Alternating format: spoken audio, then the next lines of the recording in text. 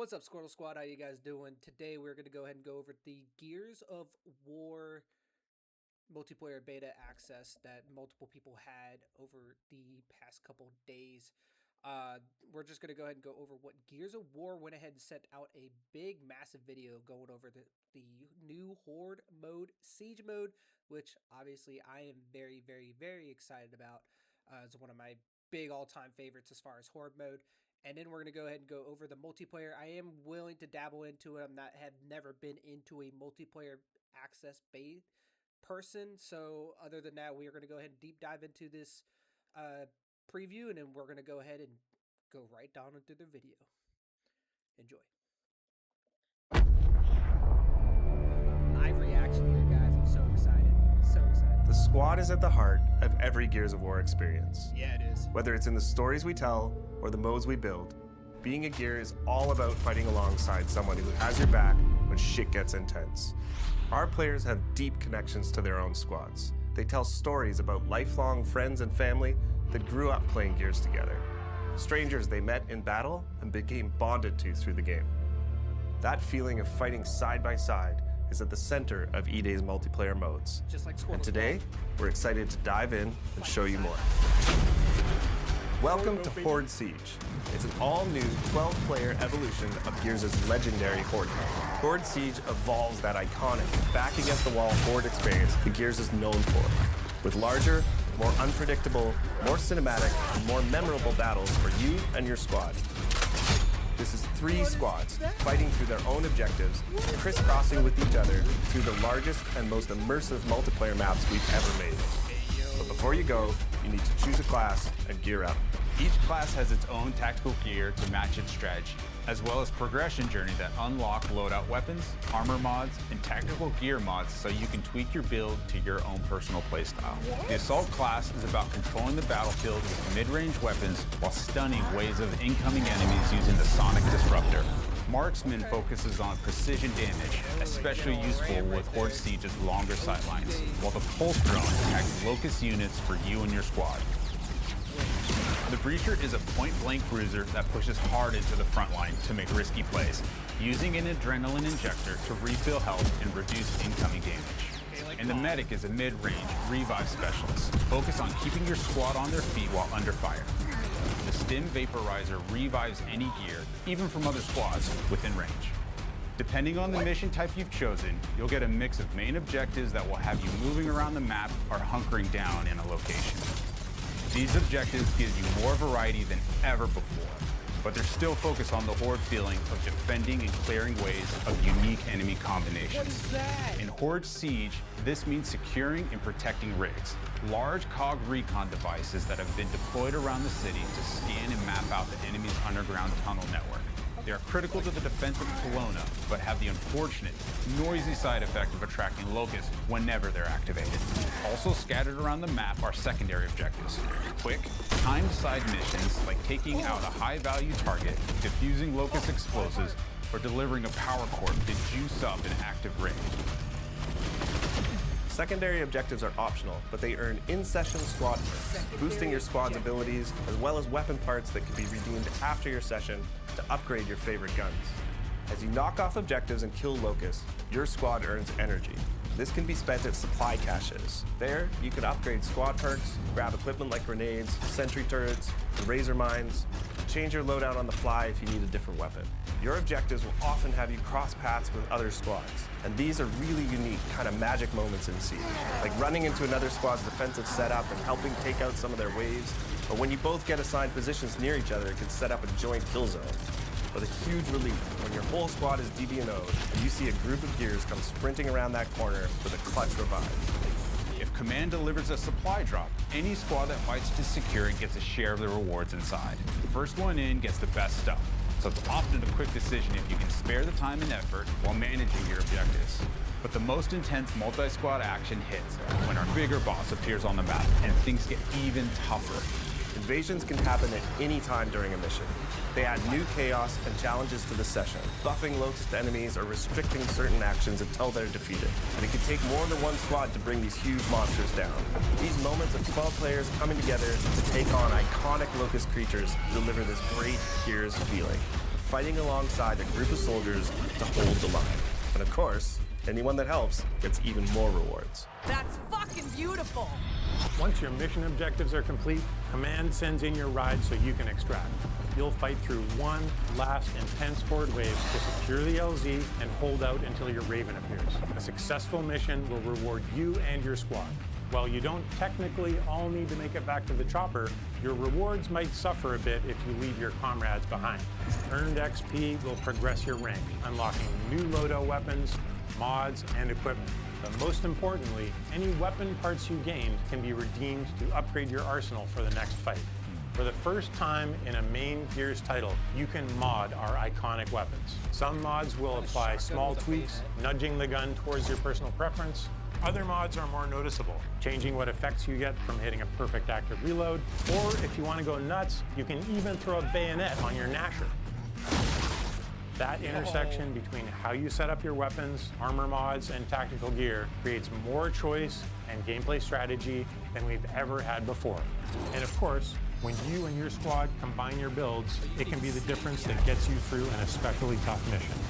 Horde Siege missions mix variety, objectives, difficulty, modifiers, and harder challenges each time you play, shaking things up with things like explosive drone deaths, only perfect reloads, or even friendly fire.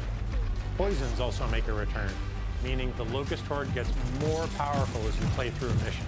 If you're looking for a dose of that classic Horde grind, our Horde missions will set you up in one spot, testing your squad against 10 grueling waves of survival. All of these elements, combined with the variety of objective locations on each map, and of course the chaotic fun of mixing in 2 other squads of real players, means you'll never have the same experience twice.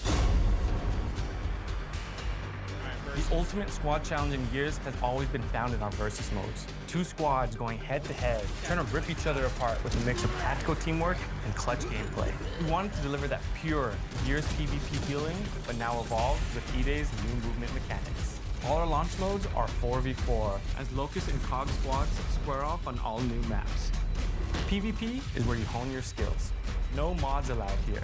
Everyone starts with the same loadout, fighting on symmetrical battlefields to claim key weapon spawns across tactical locations. Our launch maps, Park, Battleship, Outpost, Precinct, Market, and Skyward, are all set in and around Kelowna. And they have that classic Gears feel, focusing on cover, fronts and lanes, but with opportunities to use E-Day's new traversal mechanics. We're starting off with a tight set of 4 modes. Team Deathmatch and Conquest, our new King of the Hill mode, will feel familiar, but with some great new updates. And they're joined by 2 new modes. In Demolition, each squad battles over a neutral bomb, and then attempts to plant it at one of 2 of the opposing team's bomb sites. This is Gears PvP battles at their best. 2 fronts colliding, squads coordinating with non-stop action as you constantly flip between attacking and defending. Crucible is a great new mode that revolves around the power core. Whoever holds it gains points, but the scoring zone shrinks and it moves as the round goes on. This means the fight is always coming to you. The power core's one charged shot could strip the flesh right off an enemy, so well-timed defensive play can lock in that win. After launch, we'll be adding in new maps, modes, and events to keep things fresh, including some favorites that we're excited to bring back. Gears of War E-Day is a new game, built from scratch to feel like Gears, play like new.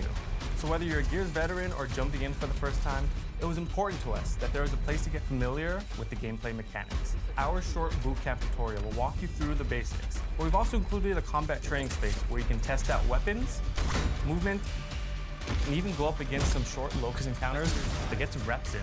We have pre-made control schemes for all types of players. If none of them fit you perfectly, you can always customize one to your liking.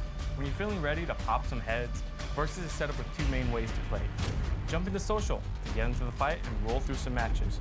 Or you can even choose a playlist, play bots as you continue to train your skills. If you're feeling up to it, join ranked to get sweaty and test yourself in more competitive playlists while earning exclusive rewards. Almost all our character skins are based directly in the lore, themes, and events of the Gears universe. Our legendary skins are a bit more over the top, celebrating gritty and imaginative designs inspired by the vibes of our brand. When it comes to collecting and growing your own collection of customization items in E-Day, we've taken a more old-school inspired approach. That means nearly every single piece of customization in E-Day can be earned by just playing the game. You'll unlock new items through completing seasonal and event challenges, unlocking achievements, and by earning medals from our classic medal system.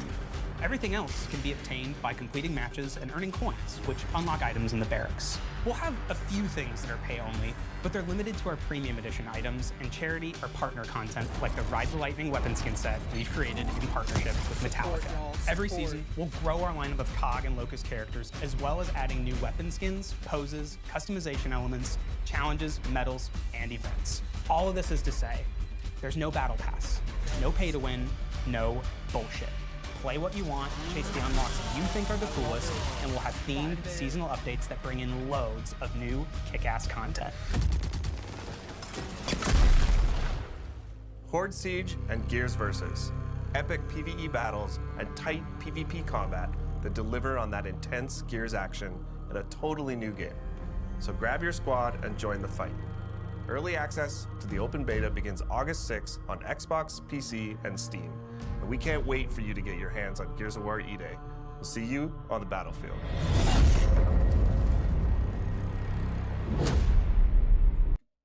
God, yeah. Oh, and we're gonna get another weekend with the open beta. Yo, anybody playing any early access, please hit me up. I'm gonna be looking for a lot of people to play Horde Siege with me. Definitely is a one of my biggest, obviously, modes that I'm gonna want to play. I'll play some multiplayer here and there. If I can get good at it, I'll probably play a lot more. But majority of the content probably will be geared around horde mode. It seems like certain things. I'll have to go back. It seemed like it felt like there was only one mode, or not. It felt like there was only one map for Gears. I don't know. I'll have to go. We'll have to go back and look at that. But I felt like there was only one map for Gear or for the Horde. Let me see where he starts talking about it. I do want to count, like, this right here is probably one of the coolest tattoos I've ever seen. You know, two brothers basically like getting tattoos of Dom and Marcus Phoenix.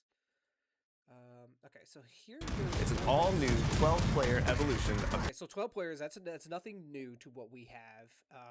He definitely has an ability at the top right. You do the L and R right here. So that's got that basically in other people's places is more like your super, if that makes sense. But down at the bottom right here, it looks like there's two active modifiers, and I'm pretty sure there's probably active modifiers that he has on the weapon, which is actually kind of cool that you can see those active modifiers, so that way you know what active modifiers you have equipped. And you kind of either go, oh, hey, I had the wrong build or something like that in the long run. Gears' legendary Horde mode. Horde Siege evolves that iconic back-against-the-wall Horde experience that Gears is known for, with larger, more unpredictable, more cinematic, and more memorable battles for you and your squad. This is 3 squads fighting through their own objectives, crisscrossing with each other. Okay, so here's one of my big... Oh, wait, dude, this is a different map. Wait, is that a different map? That looks different. Okay, so this is all more open-based, kind of like they're in the cathedral is what we kind of called it. More unpredictable, more cinematic, and more memorable I'm pretty sure this battles for you and your squad. This is 3 squads. So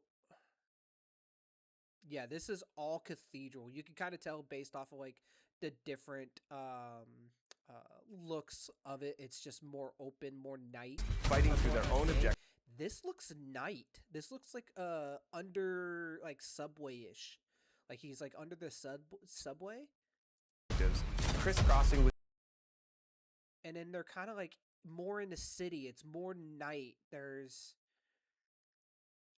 So we do have multiple maps for Horde Siege mode. We're not going to be playing on the same map. each other through the largest. Because look, you see, like this is more cathedral, more open, more wide open, And the most other one did immersive not multiplayer seem- maps we've ever made. But before you go, you need to choose a class and gear up. This right Each here. class has its own tactical gear to match its strategy. Look, assault, breacher, marksman, medic. I'm probably gonna be more breacher type. I like the factor of it just saying breacher.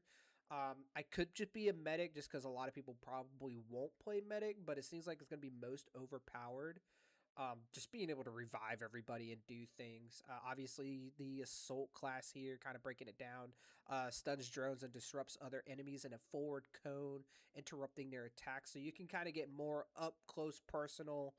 Um, you see a mulcher coming in or something like that, you can easily just stun them real quick, get out.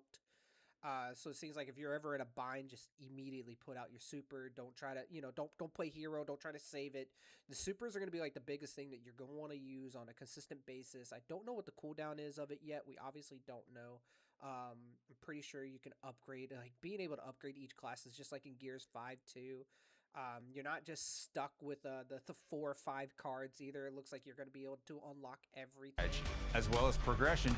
Like the progression system right here. Journey that unlock loadout weapons, armor mods, and tactical gear mods so you can tweak your build to unlock loadout as its own tactical gear to match its strategy, as well as progression journey that unlock. Yeah, he's an assault class right here, and you can unlock loadout weapons. Look, you can unlock a long shot for yourself if you want to become a, if you still want that long shot feel. So you're armor not mods really,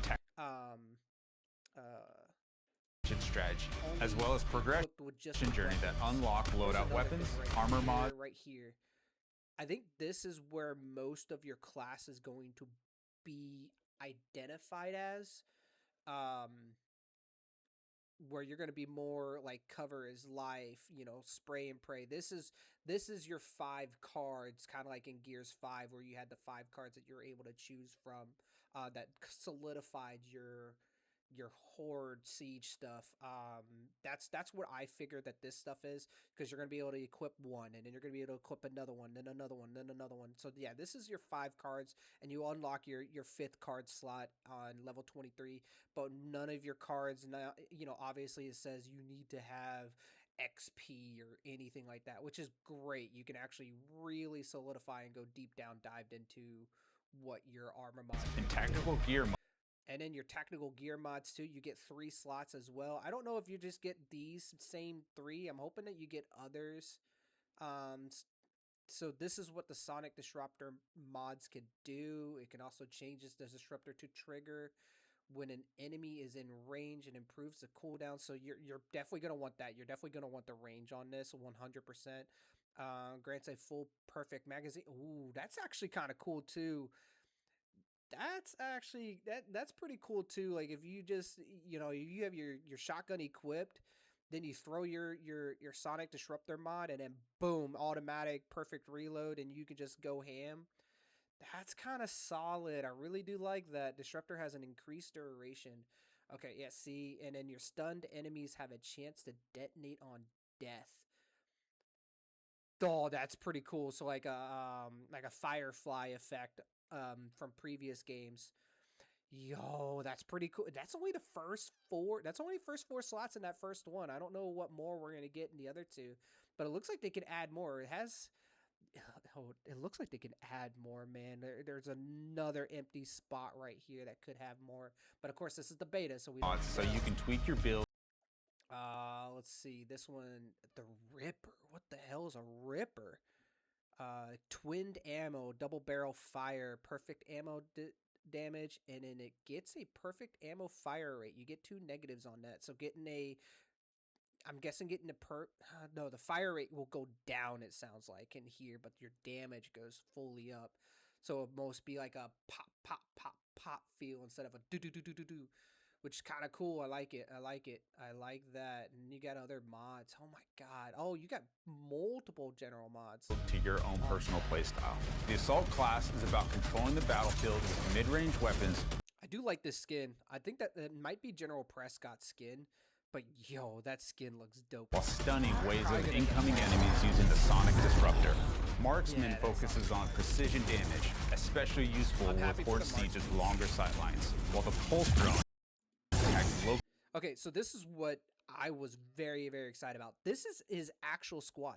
That wasn't his squad down there. He was helping out a whole nother squad with whatever they're having to do because you have 12 people in this whole big old field, and it, if you extract out, you extract out. But in the end, it seems like if you help out others, and you at least you're being more of like a war you know, agent, I get, or not an agent. What's it called? Like an actual helpful war. Like you're helping out your brothers. Help out all the Squirtles that are down there. You know what I mean? Like that's the biggest thing that I'm gonna probably say that a lot, y'all. I know that's probably just a catchy catchphrase, but in the end, I'm Squirtle boss. I'm the boss of all the Squirtles, but you guys are my little Squirtles, and I'm gonna make sure I protect y'all. You know what I mean? I'm gonna make sure I protect you. Focus units for you and your squad. The Breacher is a point-blank cruiser that pushes hard into the front line to make risky plays, using an adrenaline injector to refill health and reduce incoming damage. And the Medic is a mid-range revive specialist, focused on keeping your squad on their feet while... Yeah, medics are gonna be insane. Like if you can later on when you play the harder difficulties, if you could tell your squad like, hey, we're gonna push, medic can be there to help you push and just like especially the area that like this big old area. It looked like it even like gave him um or this person more health as well. Under fire. The stim vaporizer. Like and no, there's definitely multiple. Like look how this is all light and then this is dark. There's multiple maps. There's multiple maps in Horde. Yes. Oh, that's gonna be so huge because you have so many other activities you have to do in these maps. It, like you can go do the not the like you don't have to do your primary objective. You can go and do a secondary objective and like they said earlier when we listened to it, they said, "Oh yeah, your secondary objective can go do this, to go do that." And it's like but you're adding more maps.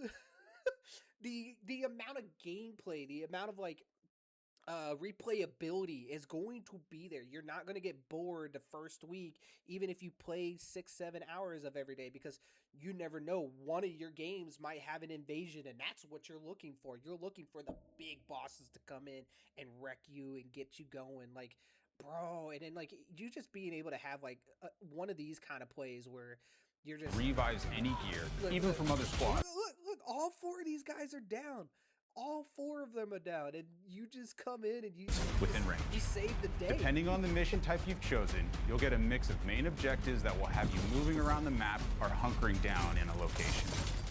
These objectives give you more variety than ever before, but they're still focused on the Horde field. Oh, there's the Reaper. There's the Reaper. That must be a new Lancer type gun.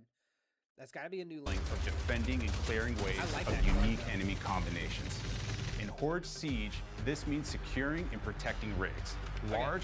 So this is no news to us that they've been doing the colony stuff underneath and trying to find out where their tunnels is. If you guys have ever played Gears of War 2 or 3, that's what your main overall objective was, to go and get the resonator is what they called it. Even Gears 1, you had to get the resonator and throw it into the main hall to know where everything is. This is just a bigger thing that's probably getting all the data and the collection for that resonator. COG recon devices that have been deployed around the city to scan and map out the enemy's underground tunnel network. They are critical to the defense of Kelowna, but have the unfortunate, noisy side effect of attracting locusts whenever they're activated. Also scattered around the map are secondary objectives. Quick, timed side missions. God, that looks so beautiful.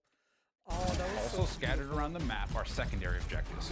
Quick, timed side missions. Targets. Look at this. All targets eliminated. Collect your squad rewards. Like taking out a high-value target. I feel like playing solo is going to really damper something, because some people don't know what exactly they're doing. Playing solo is going to be a little rough. But I need all my Squirtles to show up, because I would love to have, all of us playing together, so that way I can you know, I don't really want to play solo. Using locust but we can explosives see. I mean, or we might be delivering able a to gag power some core people to this juice way. up an active ring. Secondary objectives are optional, but they earn in-session squad perks, boosting your squad's abilities, as well as weapon parts that can be redeemed after your session to upgrade. Weapon parts times 14. He talks about that though. Hold on. Boosting your squad's abilities, as well as weapon parts that can be redeemed after your session to upgrade your favorite guns. So we need weapon parts to upgrade our guns at the end of the day. So however many weapon parts you get is, I guess, like the currency to upgrade your weapons. As you knock off objectives and kill locusts, your squad earns energy. This can be spent at supply caches. There, Okay. The good thing is it tells you here, the top right, like who has money and who doesn't. I like that because then you can really see who's snowballing your team. you can upgrade squad perks, grab equipment like grenades, sentry turrets, and razor mines, change your loadout on the fly if you need a different weapon. Your objectives will often have you cross paths with other squads, and these are really unique kind of magic moments in Siege, like running into another squad's defensive setup and helping take out some of their waves, or when you both get assigned positions near each other, you can set up a joint kill zone. But a huge relief, when your whole squad is DD&O, and you see a group of gears come sprinting around that corner with a clutch revive. If Command delivers a supply drop, any squad that fights to secure it gets a share of the rewards inside. The first one in gets the best stuff, so it's often a quick decision if you... I like that, but then I don't like that, but then I understand that, like, personally, I probably won't even go after this. I'd probably let everybody else have it. You can spare the time and effort while managing your objectives. But the most intense multi-squad action hits when our bigger boss appears on the map and things get even tougher. Invasions can happen at any time. What is that? I saw that in the preview, and I was just like, what is that? During a mission. This boss They add new This looks like what Queen Mira was riding on when we did Gears of War 3 the ending for the what's it called? The Gears of War 3 campaign. When we did the campaign, man, that's literally looks like what she was riding, and I don't think we really got to fight it. I think we had to we put light on it to kill it. I don't remember. I don't fully remember it, but I know that's what we killed. But to be able to now like physically fight these things, chaos and challenges to the session, buffing locust enemies or restricting certain actions until they're defeated. And it can take more than one squad to bring these huge monsters down. These Scoria, that's what it was. actions until they're defeated. And it can take more than one squad to bring these Scoria eliminated. Collect your huge monsters down. These moments of 12 players coming together to take on iconic locust creatures deliver this great Gears feeling. Fighting alongside a group of soldiers to hold the line. And of course, anyone that helps gets even more rewards. That's fucking beautiful. Once your mission objectives are complete, Command sends in your ride so you can extract. You'll fight through one last intense horde wave to secure the LZ and hold out until your Raven appears. A successful mission will reward you and your squad. While you don't technically all need to make it back to the chopper, your rewards might suffer a bit if you leave your comrades behind. See, that's the other thing. People control, but I don't think people will, because like you really do need to extract with them. But I don't know how much that extraction is going to really affect the overall score or the overall things that you do get. Earned XP will progress your rank, unlocking new... Oh shit, what was that? if you leave your comrades behind. Earned XP will progress your rank, unlocking...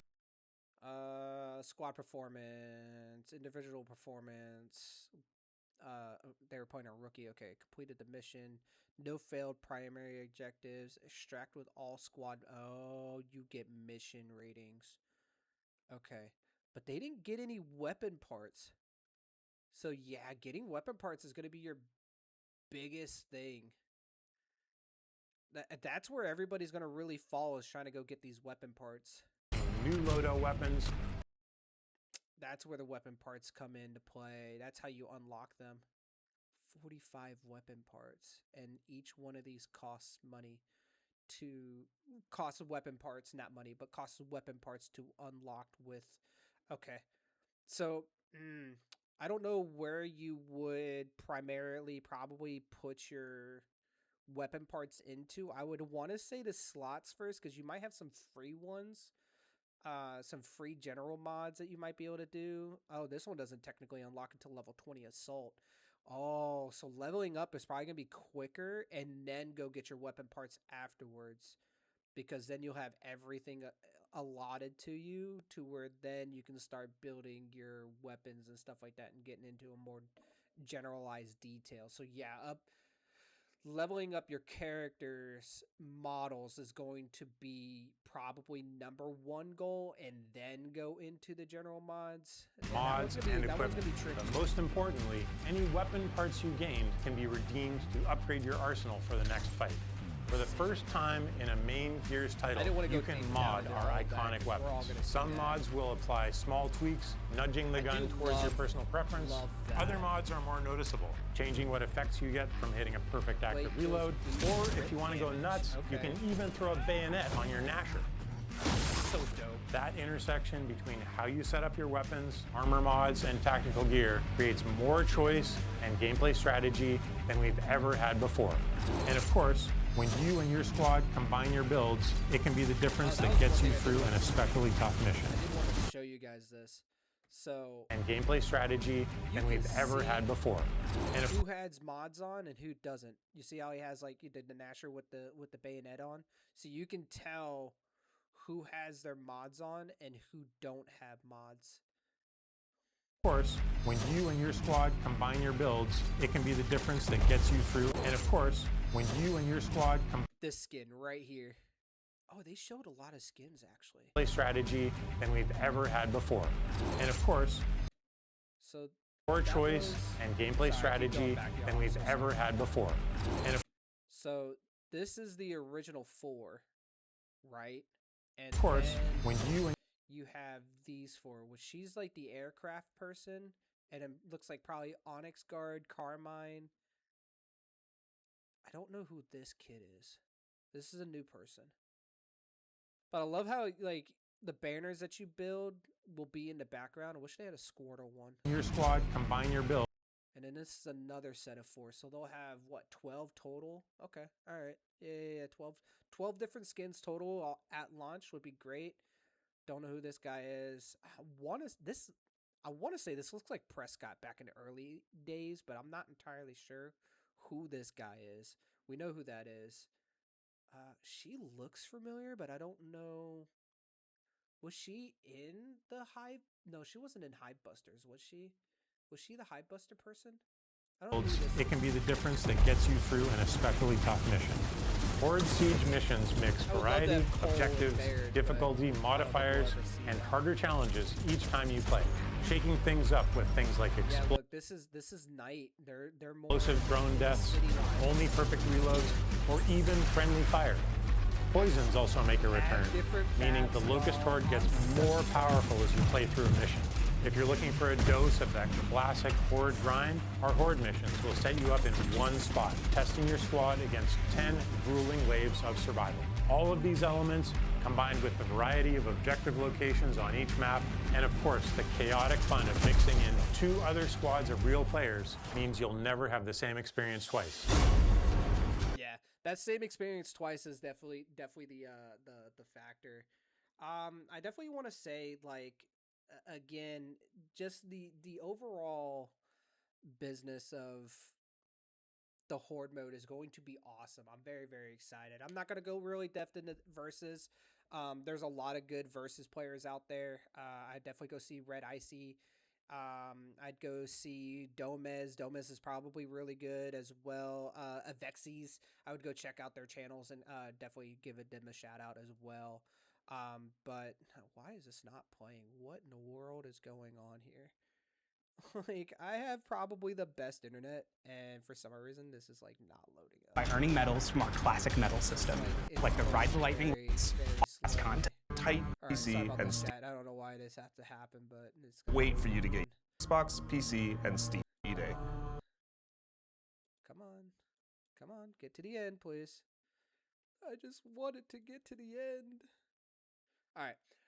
I just wanted to show you guys the dates again as far as the beta, and really have a good factor of that. But yeah, hey, August 6th through the 10th, we are going to be live on the Twitch app. So if you guys want to go ahead and follow us, the link to the description will be down and below to go ahead and follow me on the Twitch app. We're going to be live with a whole lot of Gears of War's content. I love Gears of War, always have. I played Gears of War 1 all the way up until Gears of War 5. Reloaded wasn't really my deal because I already played Gears of War 1. Judgment Day was probably it was a good game. I will say, like, I really love the lore behind it and all, multiplayer and all that other stuff. But yeah, no, I'm very very excited. I really want this to be a successful game. I want to know how their monetizations are going to go further.